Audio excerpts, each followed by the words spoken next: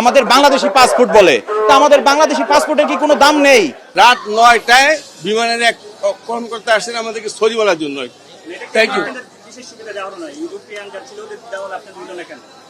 যাদের American visa ছিল, passport ছিল, যাদের ক্যানাডার পাসপোর্ট ছিল তাদেরকে দিয়েছে, আমাদেরকে দেয়নি আমাদের বাংলাদেশের পাসপোর্ট। আমাদের এমবেসি কিছু করতে পারে নাই। বিমানের যে এখানে যে কান্ট্রি ম্যানেজার ছিল তারা সেইভাবে তাদেরকে ম্যানেজ করতে পারে নাই। 8 ঘন্টা পরে তো 12 ঘন্টা পরে তো হোটেল নিয়ম, এটা এয়ারলাইন্সের রুল।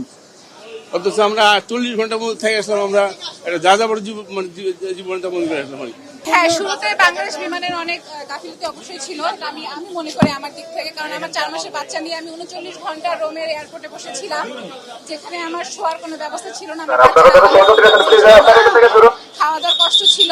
তবে আলহামদুলিল্লাহ পরবর্তীতে বাংলাদেশ বিমান আসছে, প্রয়োজনীয় স্টেপ নিয়েছে এবং আমাদেরকে নিয়ে আসার জন্য বাংলাদেশ বিমানকে ধন্যবাদ ডেফিনেটলি। বাট ওনাদের সার্ভিসটা আরো ভালো করা উচিত। এভাবে দুর্ভোগ কাম্য না। আমাদের টোটাল 39 ঘন্টা।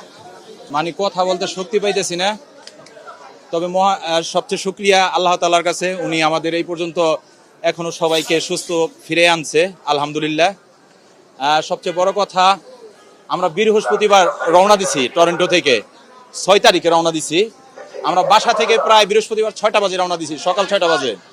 কিন্তু আজকে রবিবার, আপনারা দেখতে পাচ্ছেন যে আমি শেভ হয়ে বাসা থেকে ক্লিন শেভ হয়ে বের হয়েছি, আজকে দাড়ি হয়ে গেছে বাংলাদেশে আসতে আসতে। তবে বিমানের ক্রুরা খুব ভালো ছিল। বাংলাদেশ বিমানের ক্রুদের আমরা অনেক সহযোগিতা পেয়েছি। ইটালিতে খুব খারাপ অবস্থা ছিল। এখানে আমাদের মাননীয় প্রধানমন্ত্রীর কাছে আমাদের একটা আবদার থাকবে, কারণ তিনি তার প্ল্যান নিয়ে দেশকে এগোতে চাচ্ছে। তিনি বলেছে আই হ্যাভ এ প্ল্যান। আমরা তার শুভকামনা করি। একটা জিনিস, যেটা বৈষম্য, আমাদেরকে ওইখানে একটা বৈষম্য করা হয়েছে, যেটা ওইখানে যাদের কানাডিয়ান এবং আমেরিকান পাসপোর্টধারী ছিল 80 জনকে তারা হোটেলে দিয়েছে, এবং আমাদের 170 জনের মতো আমাদেরকে 2 দিন 2 রাত এই এয়ারপোর্টের নিচে রাখা হয়েছিল।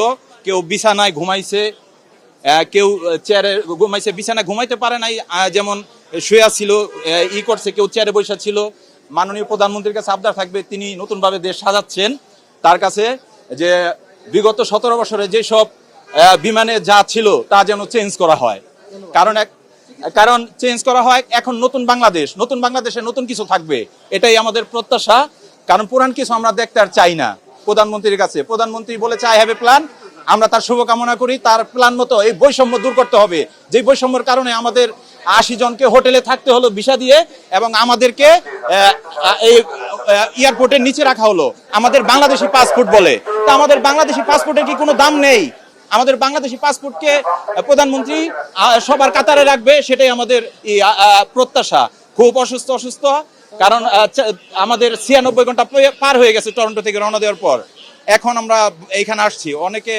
অনেক খাবার ইতালির খাবার খাইতে পারে নাই, কারণ আমাদের অভ্যস্ত না ইতালির ওই খাবার খেয়ে।